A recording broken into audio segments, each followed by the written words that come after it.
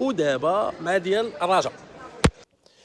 ودابا غندوي على الرجاء اللي ضيعات فرصه ديال انها تزيد تهرب في الصداره، تحيد على واحد المنافس. تشكيله ما كانوش فيها مفاجات بالنسبه للرجاء، ولكن الغريب هما الوظائف اللي كانت معطيه اللعابه والبوزيسيون ديالهم في التيران. بطبيعه الحال الرجاء وفيه طريقه البناء ديالها ا3، ولكن البيزار هو انه فاضلو فضل ان العملود هو اللي بقى في هذاك التريو اللور اللي هو بانون عملود وخفيفي، وعطى الوظائف الهجوميه المقدم. وهاد اللي ما فهمتهاش صراحه استاذ فاضلو، علاش خليتي اللاعب اللي عنده امكانيات هجوميه، اللاعب اللي كيعرف يلعب في القدام، ودفعتي اصلا مدافع اوسط باش انه يدير دوك المهام الهجوميه. الرجاء كانت كدير واحد الفورما ديال الكونتر بريسينغ عالي باش تسترجع الكره في اسرع وقت ممكن، ولكن الغريب ان ملي كانت كتسترجعها كانت كدير بها حتى شي حاجه. فما فائده الكونتر بريسينغ الا غادي نقطع الكره ونرجع عاوتاني ونعاود نبني من الاول، الا ما كانش غادي ديك الساعه ندير رياكسيون ونكسر البوطو، لانه كنت كتعطي اللاعبين الوداد مساحه فين يتنفسوا، عاودوا يوقفوا مزيان ويبقاو كيجيريو لا ديفونس ديالهم بناء على الافكار ديالك نتايا. ما كانش عامل المباغاه. صحيح ان الرجاء قبل ما يتماركا البيت كانت ميتريزيا كدير كل شيء مزيان، ولكن ما كانتش كتستغل نقاط القوه ديالها. هنا غنرجعوا ندويو على لا كونيكسيون اللي كنت دويت على فيديوهات سابقه ديال نفاتي وماتياس اليوم طلب